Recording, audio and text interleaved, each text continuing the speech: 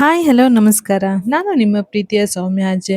Welcome to my channel. ಯಾರೆಲ್ಲ ನನ್ನ ಚಾನಲ್ನ ಇನ್ನೂ ಸಬ್ಸ್ಕ್ರೈಬ್ ಮಾಡಿಲ್ಲ ಪ್ಲೀಸ್ ಸಬ್ಸ್ಕ್ರೈಬ್ ಮಾಡ್ಕೊಳ್ಳಿ, ಶೇರ್ ಮಾಡಿ, ಕಮೆಂಟ್ ಮಾಡಿ, ಲೈಕ್ ಮಾಡೋದನ್ನ ಮರಿಬೇಡಿ. ಈ ವಿಡಿಯೋದಲ್ಲಿ ನಾನು ಗ್ಯಾಸ್ ಇಲ್ದನೆ ಸೌದೆ ಒಲೆಯಲ್ಲಿ ಹೇಗೆ ಅಡುಗೆ ಮಾಡ್ತಾ ಇದ್ದೀನಿ ಅಂತ ಹೇಳ್ಬಿಟ್ಟು ನಿಮಗೆ ತಿಳಿಸ್ತಾ ಇದ್ದೀನಿ. ಗ್ಯಾಸ್ ಬರ್ದೇ ಸುಮಾರು ದಿನ ಆಯಿತು. ನಿಮಗೆ ಗೊತ್ತು, ಇರಾನ್ ಮತ್ತು ಅಮೆರಿಕದ್ದು ವಾರ್ ಆಗ್ತಾ ಇರೋದ್ರಿಂದ ಗ್ಯಾಸ್ ಎಲ್ಲೂ ಕೂಡ ಸಿಲಿಂಡರ್ಗಳು ಸಿಗ್ತಾ ಇಲ್ಲ. ಸಿಲಿಂಡರ್ಗಳಿಂದಾನೆ ಸುಮಾರು ಹೋಟೆಲ್ಗಳೆಲ್ಲ ಬಂದಾಗಿದೆ. ಆದರೆ ಮನೇನ ಮಾತ್ರ ಯಾವತ್ತೂ ಬಂದ್ ಮಾಡಕ್ ಆಗದೇ ಇಲ್ವಲ್ಲ. ಅದಕ್ಕೋಸ್ಕರ ನಾವಿಲ್ಲಿ ಗ್ಯಾಸ್ ಬುಕ್ ಮಾಡೋಕ್ಕೆ ಟ್ರೈ ಮಾಡಿದ್ವಿ. ಗ್ಯಾಸ್ ಬುಕ್ ಮಾಡಕ್ ಆಗ್ಲಿಲ್ಲ. ಅದಕ್ಕೋಸ್ಕರ ಇಲ್ಲಿ ಏನ್ ಮಾಡೋದು, ಬೇರೆ ಇದಿಲ್ಲ ಅಂತ ಹೇಳ್ಬಿಟ್ಟು ಈಗ ಒಲೆ ಒಂದು ಹಾಕೊಂಡ್ಬಿಟ್ಟು ಅಡುಗೆ ಮಾಡಕ್ ಸ್ಟಾರ್ಟ್ ಮಾಡ್ಕೊಂಡಿದೀವಿ. ನಾವು ಒಂದು 10 ಇಯರ್ಸ್ ಬ್ಯಾಕ್ ಇದೇ ತರ ಒಲೆಲ್ಲೇ ಅಡುಗೆ ಮಾಡ್ತಾ ಇದ್ದಿದ್ದು. ಈ ತರ ಒಲೆಯಲ್ಲಿ ಅಡುಗೆ ಮಾಡೋದು ನಮ್ಗೇನು ಹೊಸ್ತಲ್ಲ. ಹಿಂದಿಂದಿಂದನೂ ನಾವು ಅಡುಗೆ ಮಾಡ್ಕೊಂಡು ಬಂದಿದೀವಿ. ನಮ್ಮ ಅತ್ತೆ ಮನೇಲಿ ಬಂದ್ಬಿಟ್ಟು ಒಲೆ ಇರ್ಲಿಲ್ಲ. ಅದಕ್ಕೋಸ್ಕರ ಒಂದು ಒಲೆ ಹೊರಗಡೆ ಒಂದು ಒಲೆ ಹಾಕೊಂಡ್ಬಿಟ್ಟು ಅಡುಗೆ ಸ್ಟಾರ್ಟ್ ಮಾಡ್ಕೊಂಡಿದೀನಿ. ಗ್ಯಾಸ್ಗೆ ಮತ್ತೆ ಸೌದೆ ಒಲೆಗೆ ತುಂಬಾನೇ ಡಿಫ್ರೆನ್ಸ್ ಇರುತ್ತೆ. ಈ ಸೌದೆ ಒಲೆಯಲ್ಲಿ ತುಂಬಾ ಹೊಗೆ ಬರ್ತಾನೆ ಇರುತ್ತೆ ಆ ಕಡೆ ಈ ಕಡೆ. ಮತ್ತೆ ಪಾತ್ರೆಗಳೆಲ್ಲ ತುಂಬಾ ಅಂದ್ರೆ ತುಂಬಾ ಮಸಿ ಆಗುತ್ತೆ.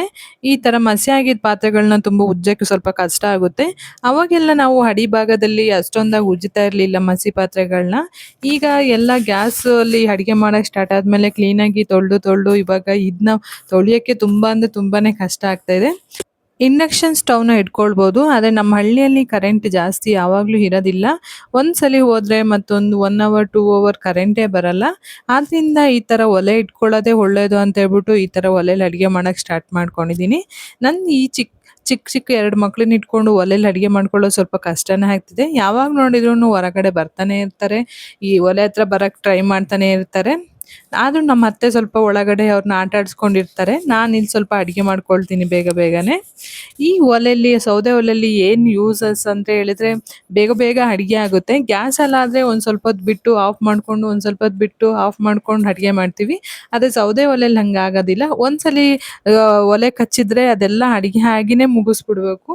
ಮತ್ತೆ ಒಲೆ ಕಚ್ಚಕ್ಕಾಗೋದಿಲ್ಲ. ಹಾಗಾಗಿ ಇದೊಂದು ಸ್ವಲ್ಪ ಈಸಿ ಆಗುತ್ತೆ.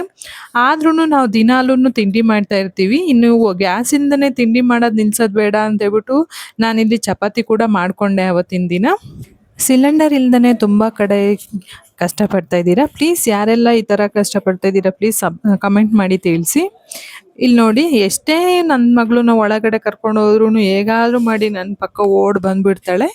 ಏನು ಮಾಡಿದ್ರು ಅವಳನ್ನ ಅಲ್ಲಿ ತಡೆದು ನಿಲ್ಸೋಕ್ಕಾಗೋದೇ ಇಲ್ಲ. ಎಷ್ಟು ಆಟ ಆಡಿಸ್ತಾ ಇದ್ರು ಹೊರಗಡೆ ಓಡ್ ಬಂದು ನನ್ನ ಹತ್ರ ಬಂದು ಕುತ್ಕೊಂಡ್ಬಿಡ್ತಾಳೆ.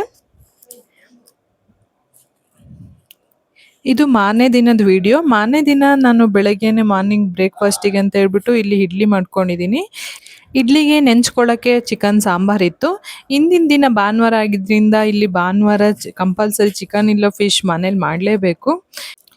ಇಡ್ಲಿಗೆ ಚಿಕನ್ ಸಾಂಬಾರ್ ಕಾಂಬಿನೇಷನ್ ಚೆನ್ನಾಗಿರುತ್ತೆ ಅಂತ ಹೇಳ್ಬಿಟ್ಟು ಇಡ್ಲಿ ಮಾಡ್ಕೊಂಡಿದ್ದೀನಿ. ಮಾರ್ನಿಂಗು ಸ್ವಲ್ಪ ತಿಂಡಿ ಮಾಡೋದು ಲೇಟ್ ಆಗುತ್ತೆ. ಅದು ಟೇಸ್ಟ್ ಮಾತ್ರ ತುಂಬ ಚೆನ್ನಾಗಿರುತ್ತೆ ಸೌದೆ ಒಲೆಯಲ್ಲಿ ಅಡುಗೆ ಮಾಡಿದ್ದು. ಇದೇ ನೋಡಿ ನಾನು ಮಾಡಿದ ಚಿಕನ್ ಸಾಂಬಾರ್. ಈ ವಿಡಿಯೋ ನಿಮಗೆ ಇಷ್ಟ ಆದರೆ ಪ್ಲೀಸ್ ಸಬ್ಸ್ಕ್ರೈಬ್ ಮಾಡಿ, ನನ್ನ ಚಾನಲ್ನ ಸಪೋರ್ಟ್ ಮಾಡಿ, ಮತ್ತು ಲೈಕ್ ಮಾಡೋದನ್ನ ಮರಿಬೇಡಿ, ಕಮೆಂಟ್ ಮಾಡೋದನ್ನ ಕೂಡ ಮರಿಬೇಡಿ. Thank you all. ಬಾಯ್.